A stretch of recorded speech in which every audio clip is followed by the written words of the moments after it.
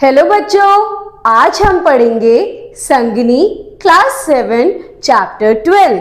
आज के चैप्टर का क्या नाम है? आज के चैप्टर का नाम है चंडीगढ़ से शिमला तक। ये एक यात्रा वृत्तांत है। प्रस्तुत यात्रा वृत्तांत में संदर्भ में चंडीगढ़ पंजाब और हरियाणा की राजधानी है। यहाँ की अनुपम छटा को देखते हुए लेखक कालका की प्रकृति का आस्वादन, धार्मिक और ऐतिहासिक नगरी पंजोर का रजपान, पंजोर से शिमला तक का सफर करता है।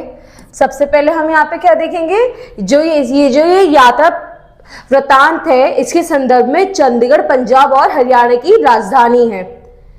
और तो और जो अनुपम छटा को देखते हुए लेखक कालका की प्रकृति का आस्वादन, धार्मिक और ऐतिहासिक नगरी पंजोर का रजपान, पंजोर से शिमला तक का सफर करता है। यानी हम उसके जो ये सफर है उसके बारे में भी पढ़ेंगे।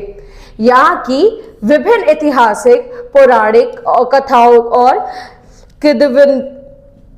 किंवदंतियों का प्रयोग कर यात्रा का लिखित आनंद बढ़ाया है, जिससे यात्रा कथा मनोरंजन लगती है। तो यहाँ पर हम विभिन्न ऐतिहासिक, पौराणिक कथाओं और किंवदंतियों का प्रयोग कर यात्रा में जो लिखा है उसका और ज्यादा आनंद बढ़ाएंगे और मनोरंजक लगती है इससे जो हमारी यात्रा है। जनवरी मास का अंतिम सप्ताह था।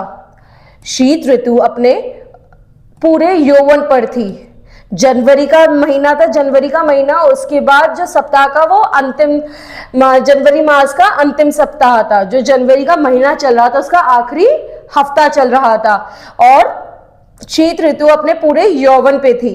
गुरु गोविंद सिंह के ननिहाल की बलिदान स्थली फतेहगढ़ से हम लोग मोटर द्वारा स्थापत्य की नवीन शैलियों पर निर्मित पंजाब की राजधानी चंडीगढ़ पहुंचे। अब आगे वो क्या कहते हैं कि गुरु गोविंद सिंह के ननिहाल की बलिदान स्थली से वो कहां पहुंचे? मोटर द्वारा वो जो नवीन शैली पर निर्मित पंजाब की राजधानी है वहां, यानी चंडीगढ़, ये वहां पहुंचे। देश के विभाजन के बाद बने इस नगर का अपना अनूठा आकर्षण है। यहाँ पहुंचने पर लगता है जैसे हम भारत के नहीं वरन पश्चिम के किसी कलात्मक व स्वच्छ शहर में पहुंच गए। यहाँ पे लेखक क्या कहते हैं कि चंडीगढ़ बहुत ही ज्यादा साफ है। ऐसा लगता है कि मानो जैसे हम किसी भारत में नहीं बल्कि वरन पश्चिम की किसी कलात्मक जगहों पर पहुंच गए, जो कि बहुत ही ज्यादा स्वच्छ शहर है। यहाँ की साफ सुथरी सड़कें, करीने से निर्मित भव्य भवन तथा हजारों की संख्या में अशोक, अमलतास, कचनार और गुलमोहर के हरितमा का आवरण, ओणे वृक्ष यात्रियों के मन प्राणों पर अमिट छाप अंकित कर देने की क्षमता रखते हैं। यहाँ पर क्या कह रहे हैं कि यहाँ की जो सड़कें हैं वो इतनी साफ सुथरी है, यहाँ का जो आसपास की सराउंडिंग है वो इतनी ज्यादा साफ है, इतनी ज्यादा वो है कि ये मन को बहुत ही ज्यादा अंकित कर देता है। यह नगर ला कार्बुजिए तथा मैक्सवेल जैसे विख्यात कलाकारों की देन है। आगे वो क्या बताते हैं कि ये जो नगर है वो ला कार्बुजिए तथा मैक्सवेल जैसे विश्वविख्यात की कलाकार जो हैं उनकी देन है। स्थापत्य के इन दोनों विशेषज्ञों ने अनेक नगर निर्मित करवाए थे, किंतु चंडीगढ़ के निर्माण में उन्होंने अपने अनूठे स्वप्नों को साकार कर दिखाया। उनके इस सौंदर्य के करिश्मे पर ही मोहित होकर पंजाब तथा हरियाणा के लाखों इंसान की ललचाई हुई निगाहें इस पर अपना आधिपत्य जमाने के लिए आतुर उठी।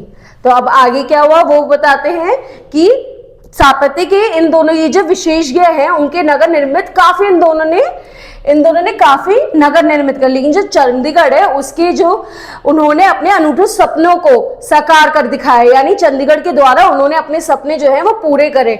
और जो इसका सौंदर्य है वह किसी करिश्मे से कम नहीं। और तो और इसके सौंदर्य की करिश्मे पर ही मोहित होकर पंजाब तथा हरियाणा के लाखों इंसान की जो निगाहें हैं वो इस पर ललचाई हुई, यानी काफी लोग इस पर अपना ललचाई आंखों से निगाहें जमा कर बैठे हुए हैं और अपना आधिपत्य जमाने के लिए आतुर हो उठी हैं। राजनीतिक वातावरण दूषित हो गया, हड़तालों व अनशनों के दौर शुरू हुए। दोनों राज्यों की जनता के बीच तनातनी उत्पन्न हो गई जो अभी तक चल रही है। फिलहाल चंडीगढ़ दोनों राज्यों की एक राजधानी है। वास्तु या मकान बनने की कला को वास्तुशास्त्र तथा इन विषयों की जानकारी देने वाले ग्रंथों को वास्तुकला कहते हैं। तो आगे उन्होंने कहा ये जो हरियाणा और पंजाब है इनके बीच में चंडीगढ़ को लेकर काफी लड़ाई है, लेकिन अभी भी इसे दोनों की राजधानी कहा जाता है। और तो और जो ये जो राजनीतिक वातावरण है इससे यहाँ का जो हालात है वो बहुत ही ज्यादा दूषित हो गए हैं। हड़तालें, अनशन, ये सब चीजें भी शुरू हो चुकी हैं और तो और दोनों के बीच जो तनातनी उत्पन्न है वो बहुत ही ज्यादा चल रही है। लेकिन फिलहाल जो चंडीगढ़ है वो इन दोनों राज्यों की राजधानी है। अब यहाँ पर उसने क्या कहा है, राजधानी है वास्तुकला। अब वास्तुकला में इन्होंने क्या समझा, जो वास्तु या मकान बनाने की कला को वास्तुशास्त्र तथा इन विषयों की जानकारी देने वाले ग्रंथों को वास्तुकला कहते हैं।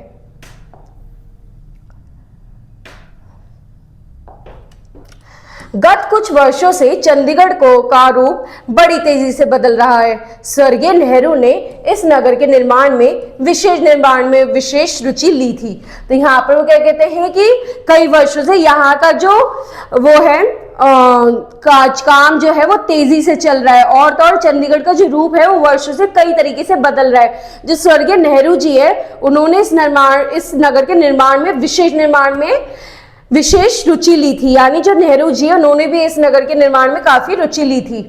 यहाँ पर निर्मित सेक्रेटरिएट, साइकोर्ट व अनेक सरकारी कार्यालय के भवन आधुनिक वास्तुकला के शानदार उदाहरण हैं। भवनों का निर्माण कुछ इस ढंग से किया गया है कि जाड़े के दिनों में खूब धूप व रोशनी मिल सके और गर्मी तथा बरसात के मौसम में लू व वर्षा की बौछार से बचाव भी हो सके। खान पान के हिसाब से चंडीगढ़ उत्तर भारत का शायद सबसे सस्ता नगर है।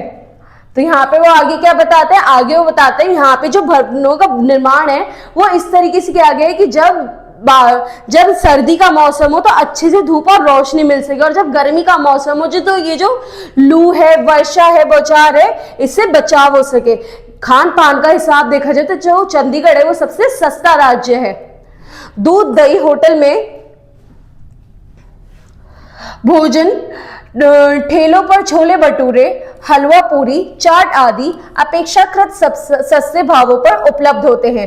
फैशन में भी यह नगर बहुत आगे निकलता जा रहा है। नगर से थोड़ी दूर सूखना झील एक सुंदर पिकनिक स्पॉट है। रविवार व अन्य अवकाश के दिनों में यहाँ खूब रौनक होती है। नगर के लगभग प्रत्येक भाग से शिवालिक पहाड़ियां अपनी संपूर्ण शोभा लिए दिखाई पड़ती है। तो यहाँ पे इन्होंने इसकी तारीफ करते हुए क्या कहा है, यहाँ का जो भोजन है वह सबसे सस्ता है। यहाँ पे ठेलों पे भी छोले भटूरा ये सब मिलता है जो कि बहुत ही स्वादिष्ट होते हैं। फैशन के मामले में भी ये जो नगर है बहुत ज्यादा आगे बढ़ता जा रहा है। और तो और ये एक पिकनिक स्पॉट भी बताया गया है यहाँ पर कि यहाँ से थोड़ी दूर जो सूखना झील है वह एक बहुत ही ज्यादा सुंदर पिकनिक स्पॉट है और वहां पे जिस दिन अवकाश होता है रविवार के दिन वहां पे काफी रौनक होती है। नगर के लगभग प्रत्येक भाग से शिवालिक पहाड़ी अपनी संपूर्ण शोभा लिए दिखाई पड़ती है, यानी यहाँ पे नगर के पास जो पहाड़ी है वह भी अपनी शोभा खूब बनाई फिरती है।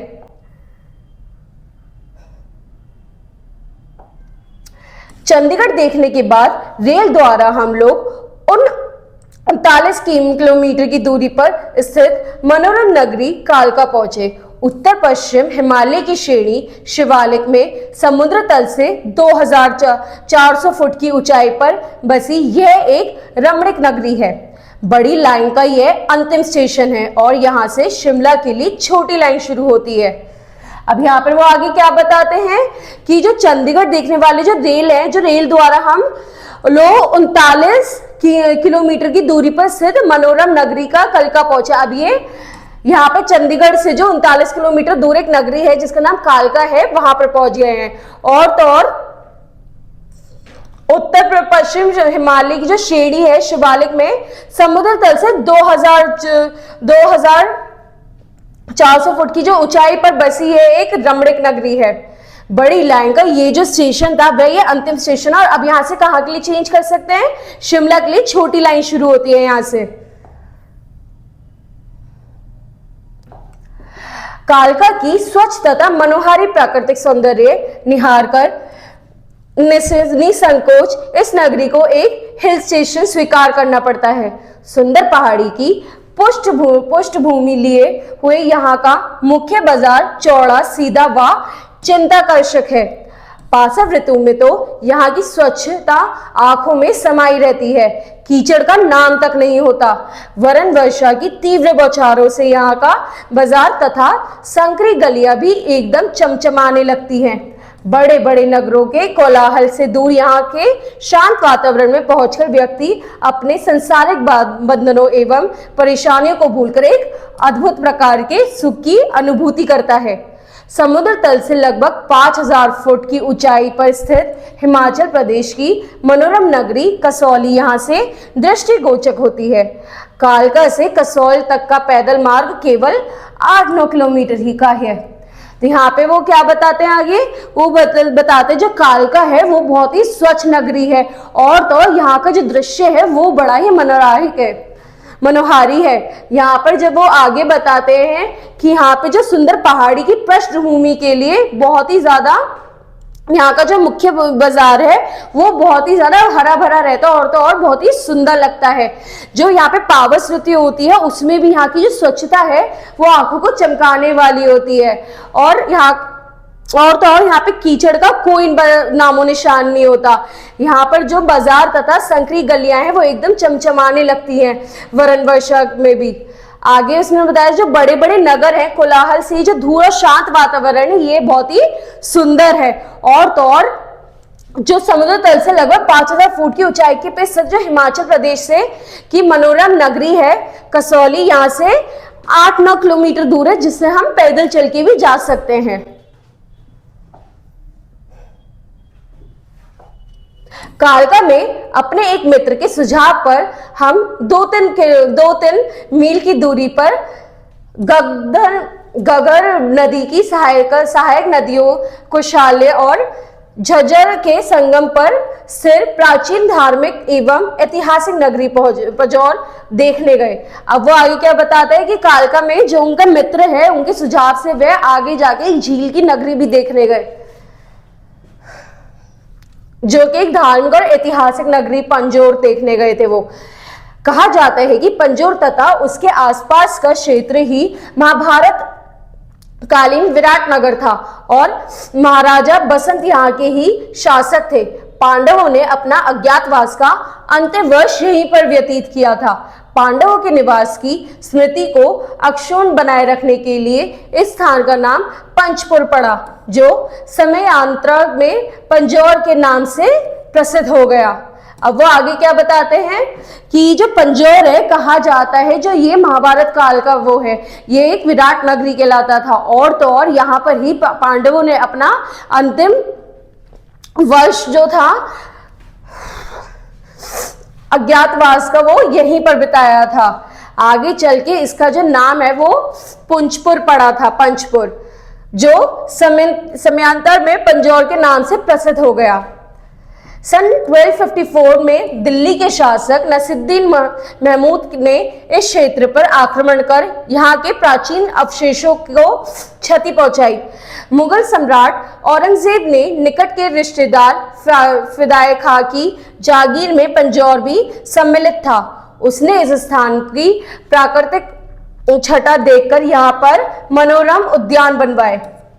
अब आगे चल के 1254 में दिल्ली के जो शासक थे उन्होंने यहाँ पर नसीरुद्दीन मोहम्मद उसने इस क्षेत्र में आक्रमण किया और आगे चल के उनके जो रिश्तेदार फिदाए खां थे उन्होंने यहाँ पर यहाँ की सुंदरता देखकर यहाँ पे मनोरम उद्यान बनवाए।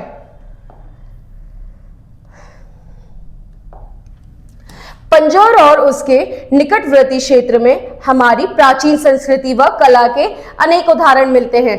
यहाँ से भारतीय शिल्प कला के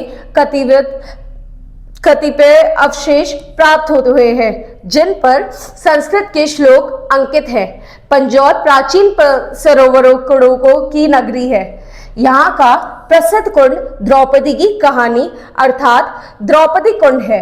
प्रचलित किंवदंती के अनुसार पांडवों की द्रौपदी इस कुंड में स्नान करती थी। धारणा है कि इस कुंड का जलपान करने से अनेक प्रकार के रोगों से मुक्ति मिलती है तथा स्नान से चर्म रोग दूर होते हैं। कुंड वास्तव में गुनगुने पानी का चश्मा है जिसके जल में स्वास्थ्यवर्धक खनिज पदार्थ का मिश्रण रहता है। आगे वो क्या बताते हैं, जो पंजौर और उसके निकटवर्ती क्षेत्र है हमारे वहां की संस्कृति का उदाहरण है। यहाँ के भारतीय शिल्प कला है के कतिपय अवशेष प्राप्त हुए हैं जिसको संस्कृत के श्लोक अंकित है उसके अंदर। और तो और पंजौर प्राचीन सरोवर कुंडों की नगरी है। यहाँ जो पंजौर प्राचीन सरोवरों कुंडों की नगरी है वहां पर कहा जाता है। और यहाँ का प्रसिद्ध कुंड द्रौपदी की कहानी, यानी यहाँ का जो कुंड है कहा जाता है द्रौपदी वहां पे स्नान करती थी और वहां पे स्नान करने से आपके अंदर की जो रोग है, जो भी दिक्कतें हैं वह खत्म हो जाती थी। कुंड वास्तव में गुनगुने पानी का चश्मा है जिसके जल में स्वास्थ्यवर्धक खनिज पदार्थ का मिश्रण रहता है। सरोवर को देखने के बाद हमने मुगल शासक फिदाय खां द्वारा निर्मित उद्योग में प्रवेश किया। अब वो आगे क्या बताते हैं, जब उन्होंने कुंड के दर्शन कर लिए तो अब उन्होंने कहां पे प्रवेश किया, उन्होंने कहा सरोवर देखने के लिए उन्होंने मुगल शासक फिदाय खां का द्वारा निर्मित जो उद्यानों में प्रवेश किया। वहां के सुरक्षा हेतु इन उद्यानों को चारों ओर से विशाल दीवारों से घेरा हुआ था। नाना प्रकार के फलदायक वृक्षों, रसवंती लताओं तथा मनोरम वीथिकाओं के सुनहरे दृश्य देखकर हृदय झूम उठता है। तो यहाँ पर जो चारों ओर जो दीवारें हैं वे बड़ी ऊंची ऊंची बना रखी थी और तो और वहां पे जो वृक्ष उसमें कई प्रकार के खाद्य पदार्थ थे, अच्छे अच्छे मीठे फल थे और बाकी सब चीजें थी जिसको देखकर जो हृदय है वो झूम उठता है। उद्यान चार भागों में विभाजित है। सुंदर फव्वारे से सुसज्जित 7-8 फुट चौड़ी नहर इन चारों मंजिलों से गुजरती है। गणमान्य व्यक्तियों के ठहरने के लिए उच्च कोटि के फर्नीचर से सुसज्जित कक्ष यहाँ बने हुए हैं। अब वहां पर कई तरीके के जो लोग आते हैं उनके आन पान के लिए कई तरीके के फर्नीचर है, बहुत सारी सुंदरता चीजों से फर्नीचर व कक्ष को सजाया हुआ है। उद्यानों के जलाशय में मध्य में एक सुंदर विनोद कक्ष भी निर्मित है। देश के अन्य भागों में मुगल शासकों द्वारा निर्मित कई उद्यान हैं किंतु पंजौर के मुख्य उद्यानों का अपना महत्व है और दर्शकों के हृदय पर उनकी अमिट छाप बरसभर की अंकित हो जाती है। वैसे तो कहने को बहुत सारे उद्यान, लेकिन जितनी सुंदरता इस उद्यान में वह कहीं भी नहीं है।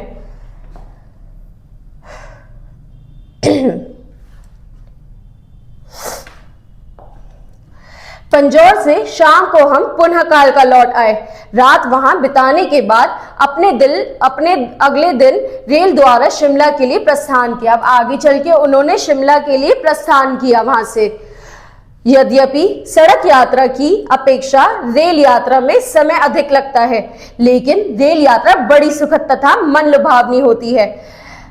नैरोगेज लाइन पर 4-6 छोटे डिब्बों की रेल किसी नगीन की तरह मस्ती से रेंगती हुई बड़ी अच्छी लगती है।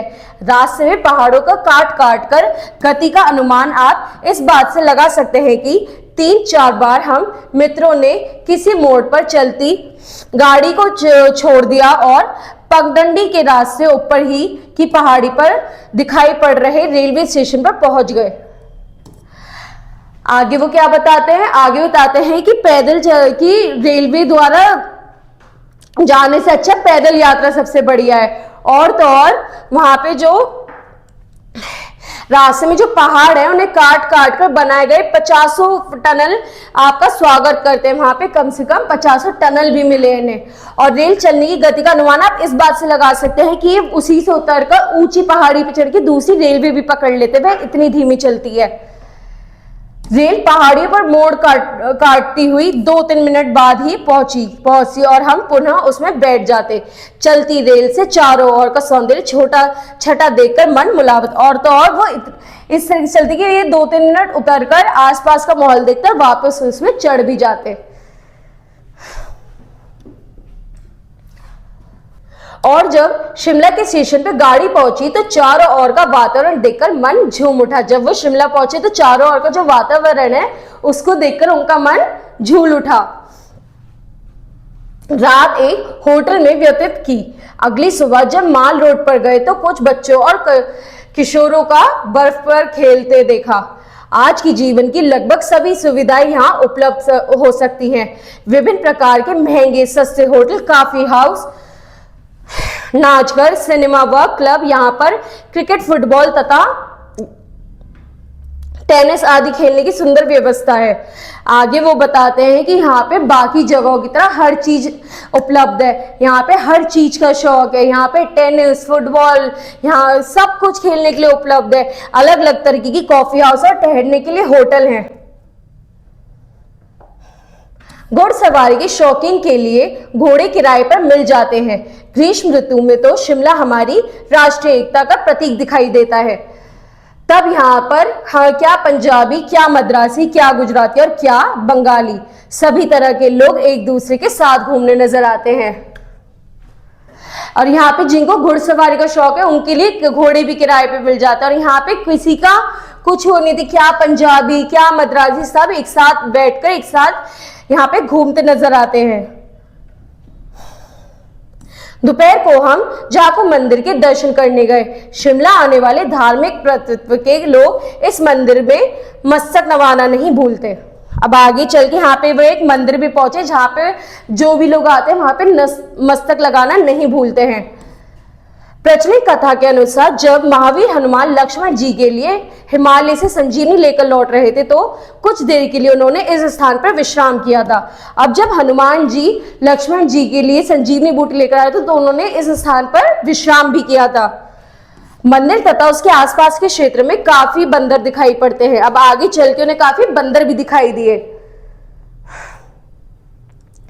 श्रद्धालु भक्त इन्हें हनुमान जी की सेना मानकर चने आदि खाने को देते हैं। समुद्र तल से लगभग 8000 फुट की ऊंचाई पर स्थित यह स्थान सैलानियों के रोमानी मन को व्याकुल किए बिना नहीं रहता। यहाँ से चारों ओर की बहार देखने की बनती है। पर्वतों की हिमाचल चोटियों और बिखरी पड़ी नैसर्गिक सौंदर्य की अपार राशि को निहार कर हम स्वयं को किसी स्वप्न श्लोक में पा रहे हैं। लगता था मानो प्रत्येक वस्तु अपना वास्तविक रूप तजकर श्वेत हिमकड़ों में समा जाने के लिए बेकरार हो उठी है। एकांत जिनके प्रिय और प्रकृति के जो उपासक हैं उनके लिए यह एक उपयुक्त स्थान है। आगे चल के वो क्या बताते हैं वहां के सौंदर्य के बारे में कि वहां का सौंदर्य देखकर अपने मन बड़ा ही ज्यादा व्याकुल हो जाता है और तो और बड़ा ही अच्छा लगता है। और वहां पर जिनको एकांत जो है वो प्रिय है उनके लिए बहुत ही अच्छा स्थान है। चंडीगढ़ में सैलानियों के आकर्षक का एक और केंद्र है रॉक गार्डन। आमतौर पर लोग उसे राज गार्डन कहकर पुकारते हैं। यह चंडीगढ़ की प्रसिद्ध झील से सचिवालय को जाने वाले रास्ते पर स्थित है। अब वहां पे उन्होंने बताया चंडीगढ़ में एक और आकर्षक केंद्र है जिसका नाम रॉक गार्डन है और जिसको राज गार्डन भी पुकारते हैं। ये चंडीगढ़ की प्रसिद्ध झील के से सचिवालय को जाने वाले रास्ते पर स्थित है।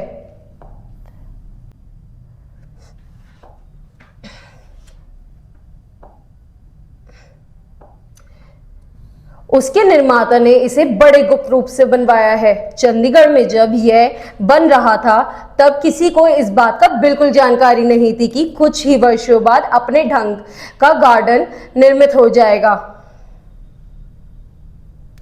बेकार का कूड़ा कचरा समझी जाने वाली वस्तुओं का किस तरह सुंदर ढंग से उपयोग किया जा सकता है, इसका प्रमाण इसके निर्माता ने दिया है। ढेड़े मेढ़े अनगढ़ कर पत्थरों व ईंटों के टुकड़े, पुराने कनस्तरों व टूटी क्रॉकरी, टीन के बेकार डिब्बे, बेकार पड़ी बोतलें व शीशा, बिजली के बेकार बल्ब, बेकार चीजों, पेड़ों की खाका व पत्ती, जानवरों की खालों तथा बेकार पड़े संगीत के यंत्रों को इस प्रकार सजाकर रंग रोगन से पोतकर इस ढंग से फिट करके रखा गया कि ये सब बेकार वस्तुएं सजावट का सामान बन गई हैं। आगे चल के वो क्या बताते हैं कि ये जो गार्डन है इसको बनाने की इसको जब ये बन रहा था तो किसी को इस बारे में नहीं पता था, किसी को नहीं पता था टूटे फूटे बेकार चीजों से इतनी सुंदर चीजें बन सकता है। इन्होंने अपने उसमें बेकार बल्ब, ट्यूब टायर्स और तो और कई तरह की वस्तुएं जैसे कि ईंट, पत्थर, कंकड़, टूटी हुई क्रॉकरी, टीन के डब्बे, बेकार पड़ी बोतलें, शीशा, बिजली के तार, उस पर रंग करके उसको अच्छी तरह सजाकर इसको बना दिया गया। यात्रियों की सुविधा के लिए इस गार्डन में घास के 2 लॉन, दो छोटे छोटे तालाब तथा कुएं आदि हैं। यह पाषाण उद्यान पुराने वाले व नएपन एवं प्रकृति के कृत्रिम के मिश्रण का एक सुंदर उदाहरण है। आगे वो कहते हैं कि यहाँ पे यात्री की सुविधाएं के लिए 2 बाग यानी 2 घास के 2 लॉन व छोटे छोटे तालाब व कुएं बनाए हुए हैं। और तो और यह पाषाण उद्यान पुराने वाले व नए एवं प्राकृतिक की मिश्रण का एक सुंदर उदाहरण है। अनुपयोगी वस्तुओं का इस प्रकार का कुशल उपयोग निहार कर उसके निर्माता की कल्पना शक्ति, सर्जन शक्ति एवं लगन की भूरी प्रशंसा करनी पड़ती है। इस पाषाण उद्यान के निर्माता श्री नेकराम का झोपड़ीनुमा निवास स्थान भी इसी में है। श्री नेकराम इस गार्डन को अपना राज्य कहते हैं और स्वयं को इसका सम्राट। वह अभी इसके निखार में लगे हुए हैं और उन्हें आशा है कि कुछ वर्षों बाद वे इसकी और अधिक शोभा वृद्धि कर लेंगे। अब आगे क्या बताते हैं कि ये जो अनुपयोगी वस्तुएं हैं जिसके थ्रू उन्होंने ये इतना सुंदर गार्डन बना दिया है, इसके निर्माता का नाम क्या बताया, श्री नेकराम, और वो अपने आप को यहाँ का सम्राट कहते मैं अभी भी यहाँ पे काफी चीजें चेंज करके और अच्छे से बनाऊंगा और तो और इसकी जो शोभा है वो और ज्यादा बढ़ाऊंगा।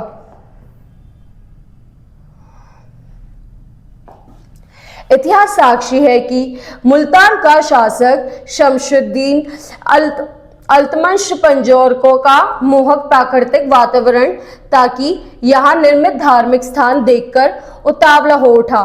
वह किसी भी तरह सिरमौर के शासकों से इसे छीन लेना चाहता था। आखिर उसने इस पावन नगरी पर जबरदस्त आक्रमण करके यहाँ के अनेक भव्य मंदिरों को खंडित करवा दिया। वाक्यता नासिरी में लिखा है कि नासिरुद्दीन ने भी पंजोर पर हमला करके यहाँ की कला को बहुत क्षति पहुंचाई। अब आगे चलकर जो शमशुद्दीन अल्तमश पंजौर था वहां पे इसकी मनोहर देखकर, इसकी सुंदरता देखकर इतना ज्यादा मनमोहित हो गए थे कि आगे चल के उन्होंने इस पर आक्रमण कर दिया। यहाँ की जो सुंदर सुंदर चीजें थी उसको बहुत ज्यादा क्षति पहुंचाई थी।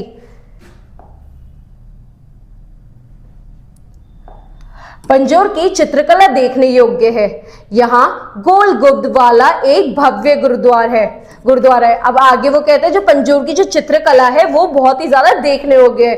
और तो यहाँ जो गोल गुंबद वाला एक भव्य गुरुद्वारा भी है। कहा जाता है कि इसे रियासत पटियाला के महाराज करम सिंह ने बनवाया था। इस गुरुद्वारे के समीप एक ऊंचे चबूतरे पर बना एक छोटा सा प्राचीन शिवालय है।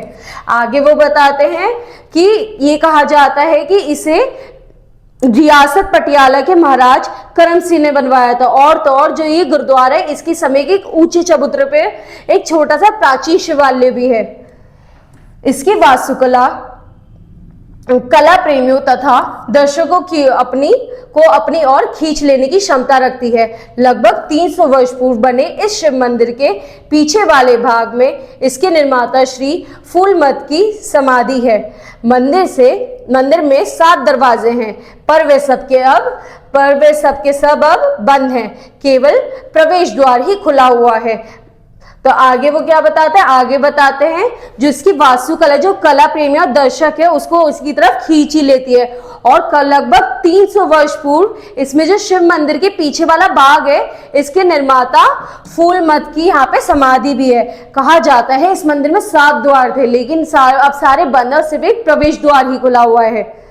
बाहर से देखने पर यह शिवालय साधारण सा लगता है, किंतु इसकी दीवारों पर की गई चित्रकला को देखकर चकित रह जाना पड़ता है। इसमें शिवलिंग तथा अनेक सुंदर प्रतिमाएं दृश्य हैं।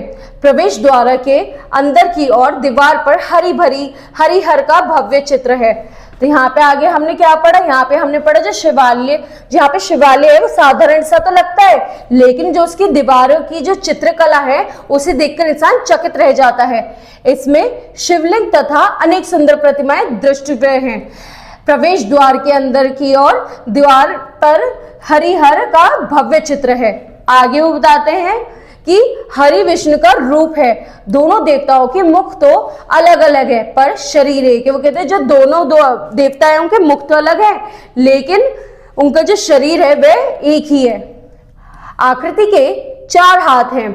विष्णु की अदर्थ आकृति वाले हाथ में कमल व गदा है और शिव के हाथ में खोपड़ी और रस्सी है। विष्णु की लक्ष्मी और शिव की पार्वती दोनों देवताओं को एक ही शरीर में देखकर चकित हो रही हैं।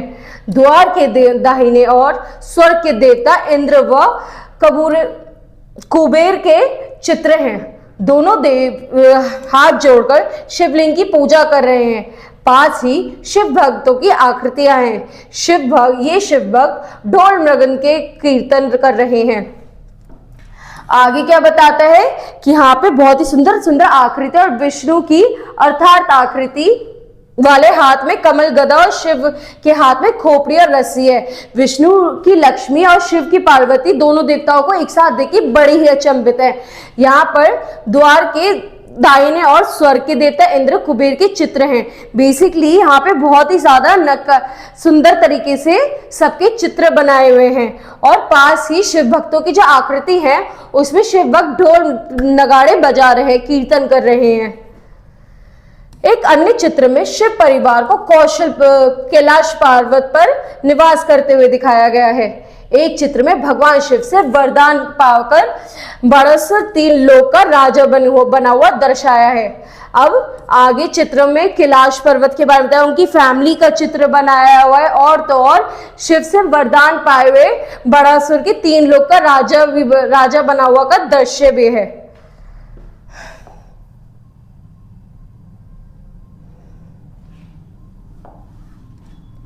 एक चित्र शिव पार्वती के विवाह का है।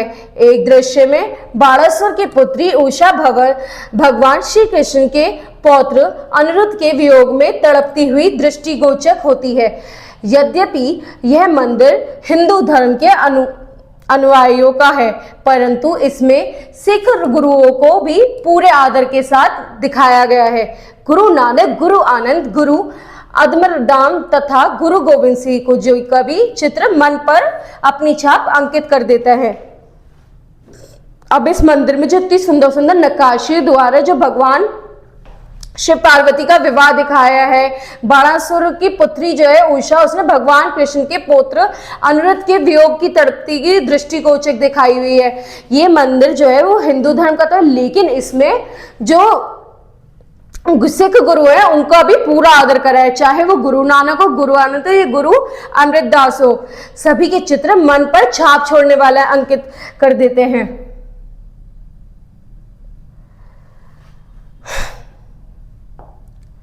लगभग 7000 फुट की ऊंचाई पर स्थित प्राकृतिक छटा तथा स्वास्थ्यवर्धक जलवायु से समृद्ध शिमला नगर की गणना भारत के प्रथम श्रेणी के हिल स्टेशनों में की जाती है। अंग्रेजी शासनकाल में लंबे समय तक यह नगर शासन ग्रीष्मकालीन राजधानी रहा। जो कम से कम जो 7000 ऊंचाई पर प्राकृतिक छटा स्वास्थ्यवर्धक जलवायु से समृद्ध शिमला नगर की गणना भारत के प्रथम श्रेणी के हिल स्टेशनों में की जाती है। और तो जो अंग्रेजी शासन है वह लंबे समय तक यह नगरीय शासन की ग्रहणशीलता की राजधानी रहा था। कहा जाता है कि सन 1815 से 16 में अंग्रेजों ने गोरखा युद्ध के बाद शिमला को स्वास्थ्यप्रद स्थान समझकर नेपाल के महाराज से ले लिया। 19वीं सदी के 30वें दशक पर तक यहाँ अनेक सरकारी कार्यालय बन गए थे तथा लोगों ने अपने घर निर्मित करवा लिए थे।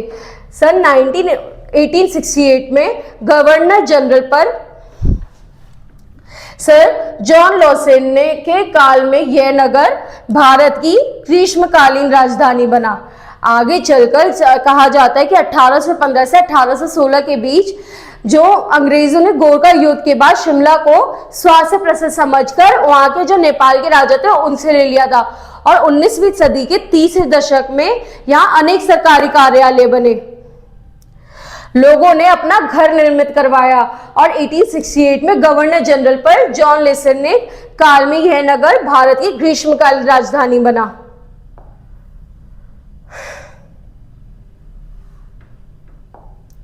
शिमला में अनेक स्थान सैलानी को अपनी ओर खींचते हैं। गोल्फ के शौकीनों के लिए एक विशाल मैदान, यहाँ पे जो गोल्फ खेलने वाले लोग हैं उनके लिए भी एक अलग से बाग है। शिमला में अनेक स्थान सैलानियों को अपनी ओर खींचने लगते हैं। ब्रिज से 1 मील नीचे घुड़दौड़ का मैदान है। यहाँ का मुख्य बाजार माज रोड रिज पर स्थित है। अब यहाँ का जो मुख्य बाजार है वो माज रोड पे स्थित है। और तो और यहाँ पे जो यहाँ पे एक नीचे घुड़दौड़ का मैदान भी है। यहाँ प्राय सैलानी का चहल पहल रहती थी। शिमला नगर में थोड़ी ही दूर पर घने जंगलों में चैल नामक दर्शनीय स्थान है। आखिर के शौकीन यहाँ आते रहते हैं। महाराजा पटियाला प्राय कई दिनों तक यहाँ निवास करते थे। यहाँ से पर्वतों के नीचे प्रवाहित सतलुज नदी का दृश्य बड़ा सुंदर प्रतीत होता है। यहाँ रात के समय कसोला तथा शिमला नगर की जगमगाती बत्तियां इस प्रकार दृष्टिगोचर होती है मानो आकाश में सहस्त्रों सितारे जगमगा रहे हों। यहाँ पर जो है वो काफी चहल पहल रहती है और थोड़ी दूर जो जंगल है, जंगलों में चैल नामक दर्शनीय स्थान भी है। अब आखिर की शौकीन यहाँ आते हैं और महाराज पटियाला जो है वो पहले कई दिनों तक यहाँ निवास करते थे। यहाँ से पर्वतों के नीचे प्रवाहित जो नदी है उसका दृश्य भी देखने लायक है। और रात के समय जो कसाला तथा शिमला का नगर है वहां पे बत्तियां ऐसी लगती हैं जैसे कि मानो आकाश में सहस्त्रों सितारे जगमगा रहे हों। पश्चिमी सभ्यता में रंगे इस नगर में राष्ट्रीय आंदोलन में भी महत्वपूर्ण भूमिका अदा की है। गांधी इवेंट समझौता के समय गांधी जी, कस्तूरबा जी, सरदार पटेल, सीमांत गांधी व पंजाब केसरी लाला लाजपत राय यहाँ पधारे थे। शिमला की गोल मेज कॉन्फ्रेंस का अपना महत्व है।